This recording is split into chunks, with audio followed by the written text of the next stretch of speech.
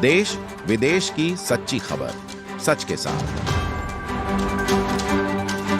आप देख रहे हैं national India news. North Bengal के सिलीगुड़ी शहर में सिलीगुड़ी म्युनिसिपल कॉर्पोरेशन की वार्ड क्रमांक 14 की पार्षद ने वार्ड का निरीक्षण कर नाली सड़क पर कब्जा करने वाले व्यवसायी को चेतावनी दी। सिलीगुड़ी म्युनिसिपल कॉर्पोरेशन के 14 नंबर वार्ड अंतर्गत नजरुल सारनी में कई व्यापारी नाले पर कब्जा कर व्यवसाय चला रहे हैं। इस दिन उन सभी व्यापारियों को सिलीगुड़ी पूरा निगम के वार्ड नंबर 14 की पार्षद श्रवणी दत्ता ने चेतावनी दी थी। शाम को उन्होंने खुद नाले पर कब्जा कर कारोबार कर रहे व्यापारियों से बातचीत की उन्हें चेतावनी दी। इस मौके पर संबंधित वार्ड के सचिव विश्वमय घोष और 14 नंबर वार्ड के वार्ड समिति सदस्य भी मौजूद थे। और वार्ड क्रमांक 14 के पार्षद ने कहा कि व्यापारियों को पहले भी चेतावनी दी जा चुकी है और आज शाम उन्होंने व्यक्तिगत रूप से वार्ड समितियों के सदस्यों के साथ व्यापारियों को फिर से सूचित किया कि वे नालियों और सड़कों पर कब्जा करके व्यापार न करें।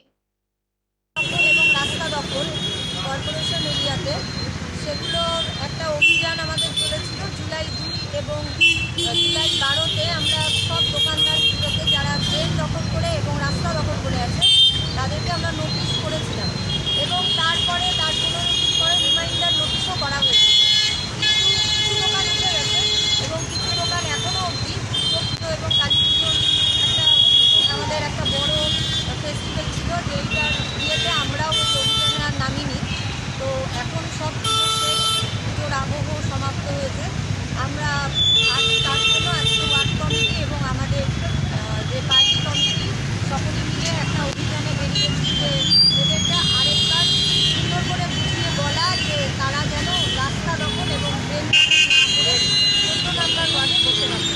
তারা তাদের পক্ষে সুন্দর প্রশিক্ষণ নিয়ে তাদের জীবিকা নির্বাহ করুক, এটাই আমাদের লক্ষ্য।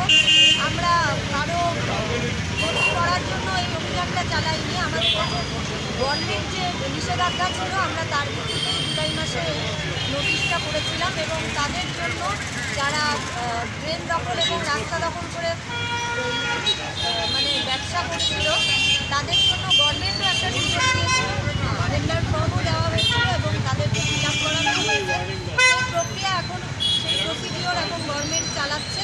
তাদের জন্য জায়গা নির্বাচিত হবে এবং তাদের সেই সব জায়গাগুলোকে স্থানান্তরিত করা হবে। এটা সম্পূর্ণ একটা আমাদের সুন্দর পরিকল্পনা যেটা হচ্ছে আমাদের কনজারভেন্সির ক্ষেত্রে আমাদের ওয়ার্ডে কাজ করতে গেলে খুব অসুবিধা হয়ে দাঁড়ায় ড্রেন দখল, যাতে আমাদের যে লেবাররা তারা প্রতিনিয়ত কাজ করতে বহুত বাধাযুক্ত একটা পরিস্থিতির সম্মুখীন হয় এবং একটা খারাপ পরিস্থিতি এসে দাঁড়ায় এবং বিগত এই বহু 16 সাল থেকে 2016 সাল থেকে অতিবাহিত হয়েছে। আগামী দিনেও যাতে আমরা সেই ড্রেনগুলোর মোকাবিলা করতে পারি এবং এবছর 2024 আমাদের 14 নম্বর ওয়ার্ড ড্রেনগুলো থেকে অনেকটা মুক্তি পেয়েছে। আমাদের রিপোর্ট খুব ভালো এসেছে। সেই কাজের দিকে লক্ষ্য রেখে আমরা ওয়ার্ড কমিটি এবং আমাদের যে মহিলা পার্টি কমিটি এবং মাদার কমিটি আমরা সবাই মিলে আজকে এই অভিযানে নেমেছি। আগামী দিনেও আমরা সুন্দরভাবে ওনাদের বুঝিয়ে বলছি। আগামী দিনেও যদি এই বার্তা ওনাদের কান অবধি না যায় তাহলে আমাদেরকে শিলিগুড়ি মিউনিসিপ্যাল কর্পোরেশনের দ্বারস্থ হয়ে তাদেরকে উচ্ছেদ পরিকল্পনার একটা কর্মসূচি গ্রহণ করতে হবে। যদি যাদের স্থানান্তরিত করা হচ্ছে তাদেরকে কি ওয়ার্ডে কি আলাদা করে জায়গা দেওয়া হয়েছে কি অলরেডি?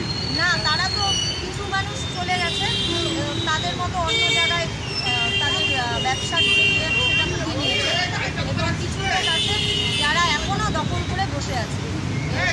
কিন্তু একটা গভর্নমেন্ট প্রক্রিয়া, সেটার একটু সময় লাগে। সেই জায়গা নির্বাচিত হলেই তাদেরকে জায়গার পরিস্থিতি বুঝে সেই জায়গায় স্থানান্তরিত করা হবে। এটা গভর্নমেন্ট অ্যাক্টে বলছে।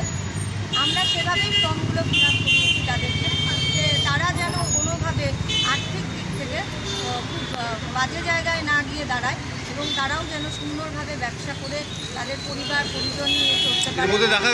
এর মধ্যে দেখা গেল যে কিছু দোকানে ফুড লাইসেন্স নেই, ট্রাইড লাইসেন্স নেই, তারাও ব্যবসা করে যাচ্ছে। সে ব্যাপারটা আমরা কর্পোরেশনে কমপ্লেন করব, আগামীকাল লিখিত অভিযোগ জানাবো যে এদের